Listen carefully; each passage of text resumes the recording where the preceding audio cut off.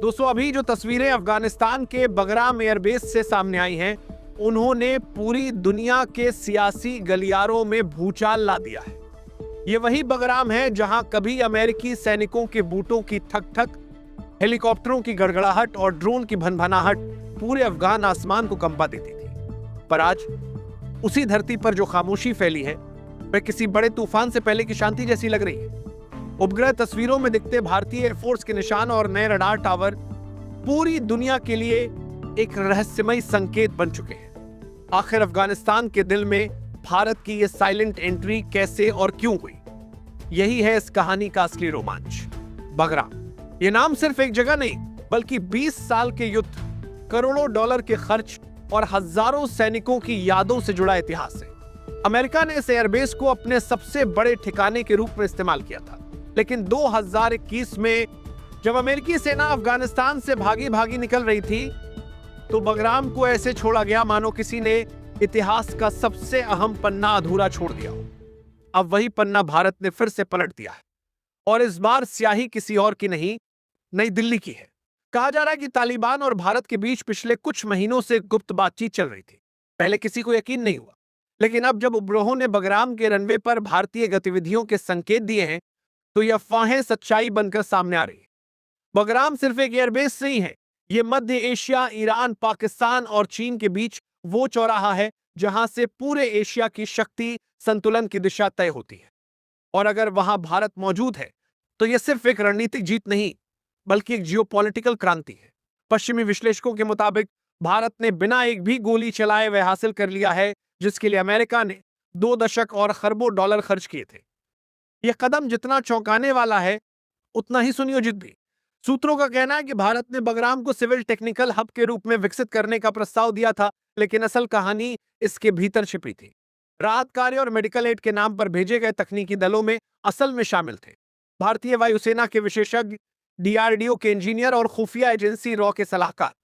यही वो लोग हैं जिन्होंने बगराम को धीरे धीरे भारत की निगरानी व्यवस्था से जोड़ दिया।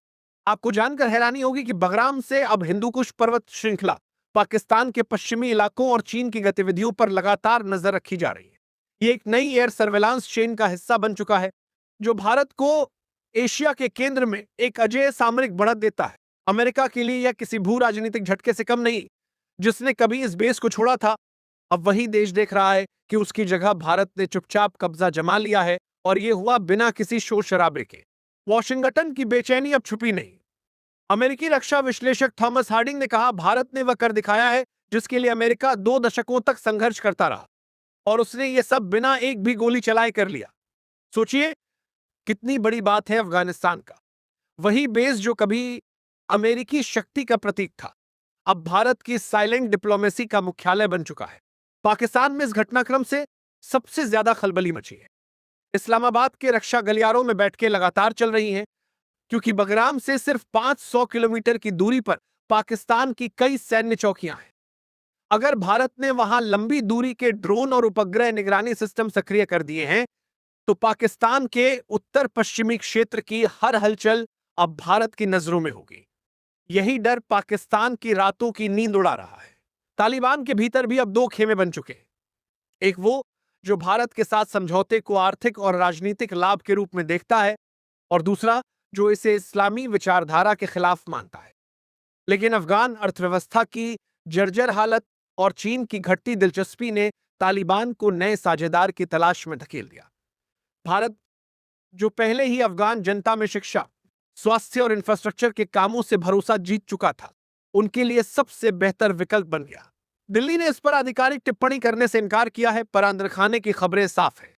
रॉ और रक्षा मंत्रालय के प्रोजेक्ट शांति के तहत यह पूरी रणनीति तैयार की गई थी। उद्देश्य था भारत की पश्चिमी सीमाओं को और गहराई देना, ताकि अगर कभी भारत पाक तनाव बढ़े, तो अफगानिस्तान में मौजूद यह ठिकाना भारत के लिए एक नया सामरिक बैकडोर बन सके। लेकिन दोस्तों, खेल यहीं खत्म नहीं होता। बगराम पर भारत की मौजूदगी को लेकर रूस और चीन की नजर भी टिकी है। मॉस्को ने अब तक कोई आधिकारिक बयान नहीं दिया, लेकिन रूसी रक्षा विश्लेषकों का कहना है कि भारत का यह कदम एक मास्टर स्ट्रोक है, जो पूर्व और पश्चिम दोनों से संतुलन बनाकर चलने की उसकी नीति का हिस्सा है।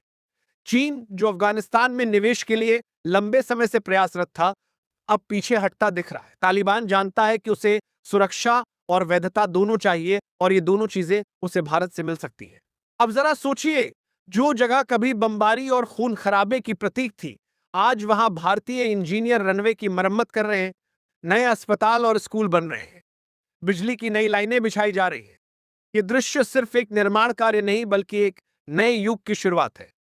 ये भारत की सॉफ्ट पावर और स्मार्ट स्ट्रेटजी दोनों का संगम है। लेकिन असली धमाका तब हुआ जब तालिबान ने औपचारिक रूप से घोषणा की, बगराम एयरबेस भारत को सौंपा जाएगा। यह खबर सुनते ही पाकिस्तान, चीन और अमेरिका तीनों जगहों पर हड़कंप मच गया। किसी ने कल्पना नहीं की थी कि भारत इतनी तेजी से कदम उठाएगा, लेकिन भारत ने सिर्फ 48 घंटे के भीतर अपने फाइटर जेट्स, उपकरण और तकनीकी दल वहां पहुंचा दी। भारतीय वायुसेना के सुखोई और तेजस ने वहां अभ्यास उड़ानी शुरू कर दी। यह सिर्फ एक बेस का अधिग्रहण नहीं था, बल्कि एशिया की रणनीतिक बिसात पर भारत का सबसे बड़ा दांव था। अमेरिका ने इसे सकारात्मक कदम बताया, लेकिन अंदर ही अंदर वॉशिंगटन को यह एहसास है कि भारत ने उसके छोड़े हुए मोर्चे को अपने नियंत्रण में लेकर पूरी भू राजनीतिक तस्वीर बदल दी है। सोचिए, जो बेस कभी अमेरिकी शक्ति का प्रतीक था, अब वही भारत के आत्मविश्वास और कूटनीतिक क्षमता की मिसाल बन चुका है। भारत का यह कदम सिर्फ अफगानिस्तान में शांति के लिए नहीं, बल्कि पूरे एशिया में संतुलन के लिए है। बगराम से भारत अब पाकिस्तान और चीन दोनों की सीमाओं पर निगरानी कर सकता है। यही वजह है कि इस कदम को न्यू ग्रेट गेम की शुरुआत कहा जा रहा है, जहां मोहरे वही हैं पर खिलाड़ी अब बदल गया है। भारत ने तालिबान से यह भरोसा जीत लिया कि वो किसी की जमीन हथियाने नहीं बल्कि स्थिरता लाने आया है। और शायद यही भारत की सबसे बड़ी ताकत है, वो बंदूक नहीं, भरोसे से जीतता है। अफगानिस्तान की जनता भी यह मान रही है कि भारत उनके पुनर्निर्माण में सच्चा साथी है। इसीलिए जब बगराम के आसमान में अब भारतीय फाइटर जेट्स की गूंज सुनाई देती है, तो वह सिर्फ एक सैन्य शक्ति की नहीं, बल्कि एक नई उम्मीद की आवाज होती है। दोस्तों, याद कीजिए, जब अमेरिका ने 2021 में बगराम छोड़ा था, तो उसने सोचा था कि अब यह बेस इतिहास बन जाएगा। लेकिन भारत ने उस इतिहास को फिर से जिंदा कर दिया, और अब यह सिर्फ एक बेस नहीं, बल्कि एक संदेश बन चुका है कि 21वीं सदी का एशिया अब नई दिल्ली की रणनीति से तय होगा। वॉशिंगटन में बेचैनी है, इस्लामाबाद में डर है और काबुल में उम्मीद, क्योंकि बगराम का रनवे अब सिर्फ विमानों का नहीं बल्कि भविष्य का रास्ता बन गया है। यह भारत की साइलेंट डिप्लोमेसी की सबसे बड़ी जीत है, बिना धमाके के, लेकिन गूंज इतनी गहरी कि पूरी दुनिया सुन रही है।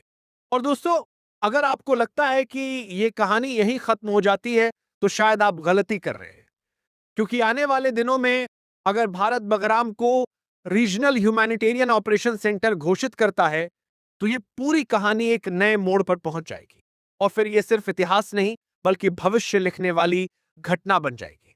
तो दोस्तों, आपको क्या लगता है, क्या भारत ने सही समय पर सही चाल चली है? क्या यह बगराम मिशन आने वाले दशकों में एशिया की किस्मत तय करेगा? अपनी राय हमें कमेंट बॉक्स में जरूर बताएं, और अगर आपको ये रिपोर्ट पसंद आई तो चैनल को सब्सक्राइब करें, क्योंकि आपका एक सब्सक्राइब हमारे लिए वो हौसला है जो हमें ऐसे ही अनसुने सच और दुनिया के सबसे बड़े भू राजनीतिक खेलों की गहराई तक ले जाता है। जय हिंद।